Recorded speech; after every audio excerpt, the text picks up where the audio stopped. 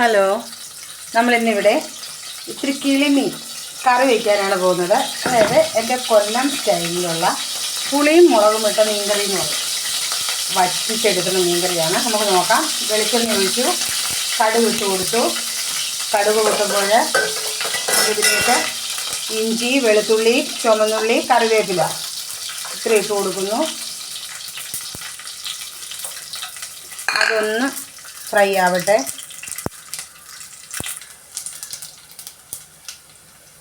Fry ആയി വന്നിട്ടുണ്ട്. ഇതിലേക്ക് നമുക്ക് ഇത്തിരി തീ കുറച്ച് വെച്ചിട്ട് നമുക്ക് ഇതിലേക്ക് ഒരു കുഞ്ഞ് സ്പൂണിന് ഒരു സ്പൂൺ മഞ്ഞൾപ്പൊടി, പിന്നെ മുളക് പൊടി മാത്രമാണ് ചേർക്കുന്നത്. മുളക് പൊടി എരിവുള്ളതും എരിവില്ലാത്തതും കൂടെ നമ്മുടെ സ്പൂണിനൊക്കെ അനുസരിച്ച്. എൻ്റെ കുഞ്ഞ് സ്പൂണാണ്, അതുകൊണ്ട് 2-3 സ്പൂൺ മുളക് പൊടി ഇട്ടു. ഇതൊന്ന് ഫ്രൈ ആവട്ടെ. ഒന്ന് ചെറുതായിട്ടൊന്ന് ചൂടായി വരുമ്പോൾ നമ്മളതിലേക്ക്, ചൂടായാൽ മതി, ഒരുപാട് മൂക്കണ്ട. അതിലേക്ക് നമ്മൾ വെള്ളം ഒഴിച്ചു കൊടുക്കുന്നു. ആവശ്യത്തിനുള്ള വെള്ളം ഒഴിച്ചു കൊടുക്കുന്നു. ഇനി അതൊന്ന് തിളക്കട്ടെ. തിളയ്ക്കുമ്പോഴാണ് നമ്മൾ ബാക്കി സാധനങ്ങൾ ഇട്ട് കൊടുക്കുന്നത്. ഇപ്പോൾ നമ്മളിതിലേക്ക് ആവശ്യത്തിനുള്ള ഉപ്പിട്ട് കൊടുക്കുന്നു. ആവശ്യത്തിനുള്ള ഉപ്പ്. പിന്നെ ഇടുന്നത് ഉലുവാപ്പൊടി, 1 സ്പൂൺ ഉലുവാപ്പൊടിയും കൂടി ഇട്ട് കൊടുക്കുന്നു. അതിനോടൊപ്പം തന്നെ നമ്മൾ ഇതിലേക്ക് പുളി, അതായത് ഈ മീൻ പുളി ഇട്ട് ഒന്ന് കഴുകി വെച്ചിരിക്കുന്ന മീനാണ്.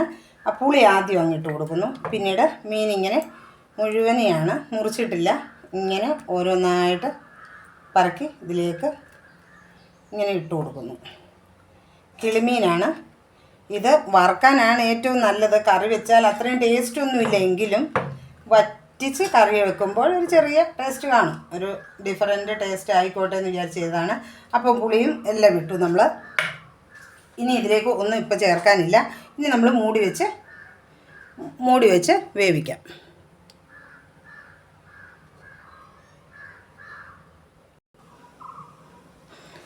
അപ്പോൾ എൻ്റെ കൊല്ലം സ്റ്റൈൽ പുളിയും മുളകും ഇട്ട മീൻകറി ഏകദേശം ആയിട്ടുണ്ട്. ഇതിനകത്തൊരു കുഞ്ഞു പീസ് കായം കൂടി ഇടുന്നു. അത് കോന്നി സ്റ്റൈലാണ്. ഇനി ഒരു സ്പൂണ് വെളിച്ചെണ്ണയും കൂടെ ഒഴിച്ചു കൊടുക്കുന്നു. അപ്പോൾ നമ്മുടെ കറി ഇവിടെ റെഡി ആയിട്ടുണ്ട്. അപ്പോൾ നമ്മുടെ പുളിയും മുളകും ഇട്ട നമ്മുടെ മീൻകറി റെഡി.